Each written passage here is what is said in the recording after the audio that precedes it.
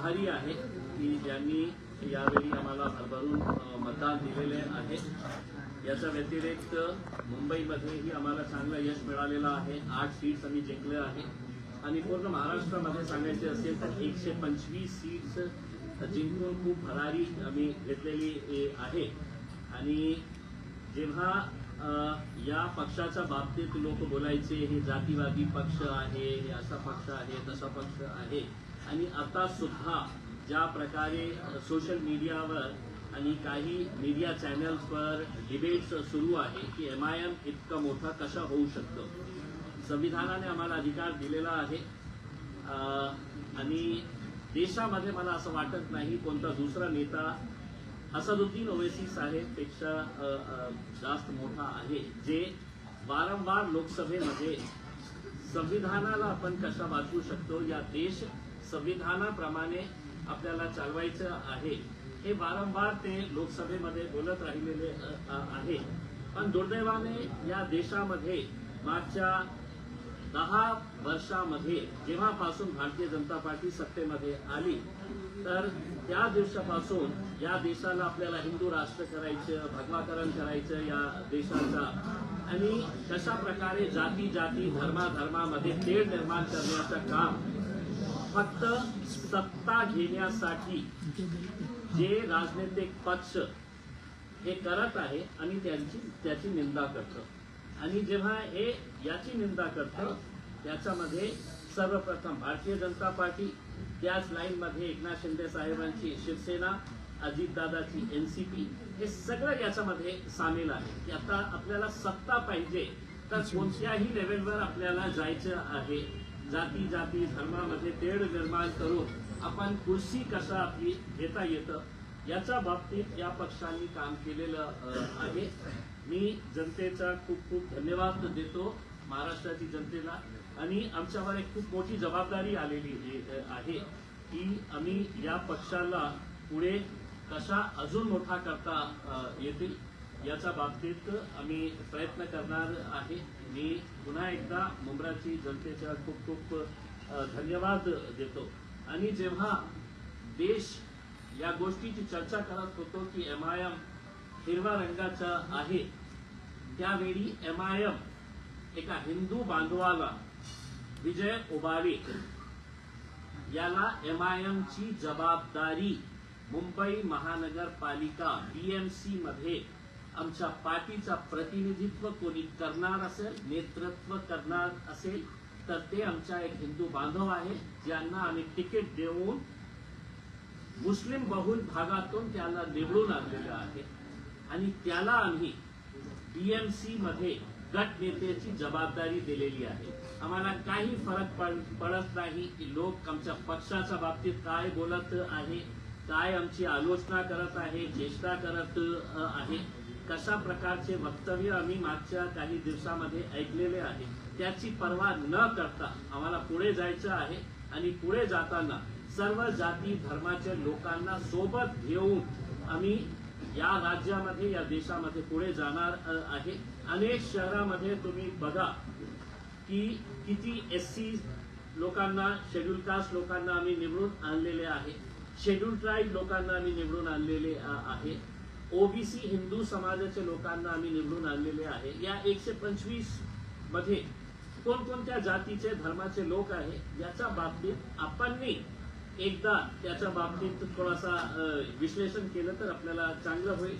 या मुंब्र्यामध्येही जेव्हा आपण हिरवा भगवा निळा याच्या बाबतीत हे करत होते, आमचे भाऊ सारंग भाऊ मयूर सारंग हे MIM ने त्यांना तिकीट दिलं आणि आमची प्रामाणिक इच्छा होती की यांनीही निवडून यायला पाहिजे होतं। आता या जिल्हा परिषदच्या निवडणूक सुरू आहे, एक उदाहरण म्हणून आपल्याला सांगतो की जे पंचायत समितीचे माझ्याकडे जिल्हा परिषदचे आम्ही 6 सीट्स लढत आहे आणि पंचायत समितीचे आम्ही 15 सीट्स लढत आहे। त्या 15 पैकी 9 जे आहे ते हिंदू समाजाचे आहे, त्याच्यामध्ये मराठा समाजातले आहे, हिंदू समाजातले, OBC समाजातले लोक आहे, त्यांना आम्ही तिकीट दिलेले आहे। लाईन मध्ये उभे राहून ते आमच्या तिकीट मागत होते। मग एका साईडला जनता आमच्या सोबत, जनता चा विश्वास जे आहे ते MIM वर वाढत चाललेला आहे. ओवेसी साहेबांना त्यांनी बघितलेले आहे की जेव्हा या देशावर जेव्हा हल्ला चढवण्यात आलं होतं, एकमेव नेता होता की ज्यांनी विदेशात जाऊन नाही हे धरती आमची आहे, हा देश आमचा आहे, त्यांनी कशा प्रामाणिकपणे आपली भूमिका मांडली होती, लोकसभेमध्ये कशी प्रामाणिकपणे आपली भूमिका मांडली होती. आता जेव्हा ज्या पक्षांचा पराभव होतो तर त्यांना असं वाटतं की सगळ्यात सॉफ्ट पंचिंग बॅग कोण आहे, तर MIM पक्ष आहे. हम हारे तो परेशानी होती है कि हम किसी को जिताने के लिए आए हैं और अब हम जीते हैं तो उसकी परेशानी हो रही है कि ये जीते कैसा है. तो ये तो हमारे लिए बड़ी दिक्कत की बात हो गई है कि हम हारना भी नहीं और जीतना भी नहीं है करके. तो ऐसी सिचुएशन के अंदर आपसे लेकर आए, लेकिन हमें कोई फर्क नहीं पड़ता है. जिसको बोलना नहीं बोल रहा हूं मैं, जिसको भोंकना है वो भोंकते रहे, हमें कोई फर्क नहीं पड़ने वाला है. इसके बाद आगे के आपके अगर जो भी सवाल होंगे तो हम आपके हमने किले में आज जो भगवा पहने हैं, क्या इसका भी कोई मकसद है? देखिए, मेरी गाड़ी के अंदर भगवा भी था, हरा भी था, नीला भी था, पीला भी था, सफेद भी था. अफसोस इस बात का ये हो गया है कि आपने इस देश को रंगों के अंदर बांट दिया है. कोई हुकूमत, कोई संविधान, कोई कानून ये नहीं कहता है कि ये रंग जो है ये किसी एक विशिष्ट जाति से जुड़ा हुआ है करके.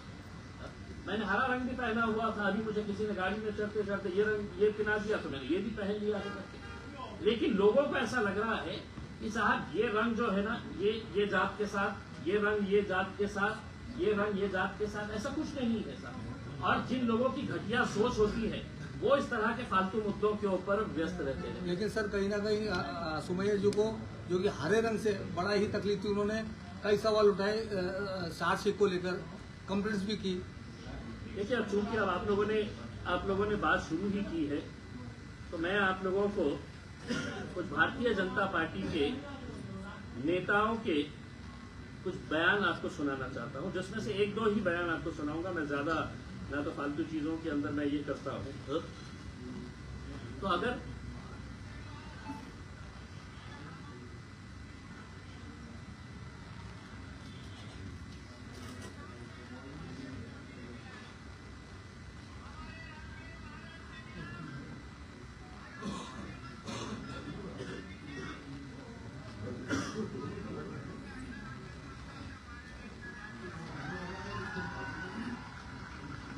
तुम्हारे मस्जिदों के अंदर आकर घुसकर तुम्हें मारेंगे.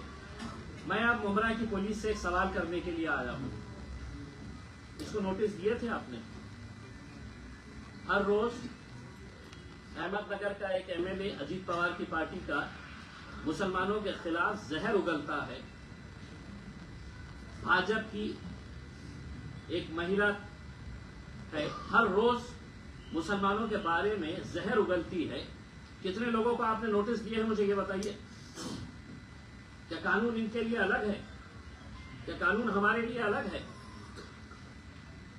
सिर्फ एक तोतला आके यहाँ पर खड़ा हो जाएगा 2-5 लोगों को लेकर तो मैं मुमरा पुलिस को ये कहना चाहता हूं, अगर ये तोतला जितने लोग तुम्हारे पुलिस स्टेशन में लेकर आया उससे 10 गुना लोग हैं तो मैं तुम्हारे पुलिस स्टेशन में लेकर आ सकता हूं. हमें कोई इसका है तो राजनीतिक कोई खेल नहीं खेलना है.